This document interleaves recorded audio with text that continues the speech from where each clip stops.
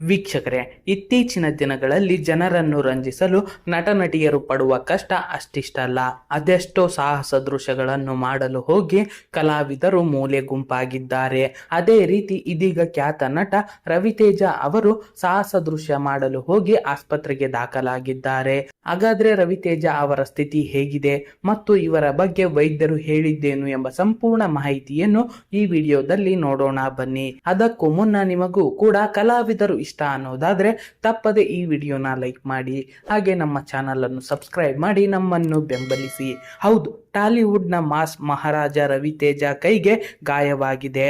ಅವರು ತಮ್ಮ 75ನೇ ಚಿತ್ರದ ಚಿತ್ರೀಕರಣದಲ್ಲಿ ಪಾಲ್ಗೊಂಡಿದ್ದಾಗ ಸೆಟ್ ನಲ್ಲಿ ಅಪಘಾತದಿಂದ ಈ ಗಾಯಗಳು ಉಂಟಾಗಿವೆ ಎಂದು ಹೇಳಲಾಗುತ್ತಿದೆ.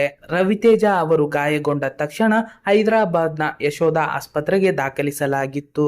6 ವಾರಗಳ ಕಾಲ ವಿಶ್ರಾಂತಿ ತೆಗೆದುಕೊಳ್ಳುವಂತೆ ಸೂಚಿಸಿದ್ದಾರೆ. ನಟ ರವಿತೇಜ ಗಾಯಗೊಂಡಿರುವ ಸುದ್ದಿ ಹೊರಬಿದ್ದಿದ್ದು ಅಭಿಮಾನಿಗಳು ಆತಂಕಕ್ಕೊಳಗಾಗಿದ್ದಾರೆ. ಸಣ್ಣ ಗಾಯವೆಂದು ರವಿತೇಜ ಶೂಟಿಂಗ್ ಮುಂದುವರೆಸಿದ್ದರು.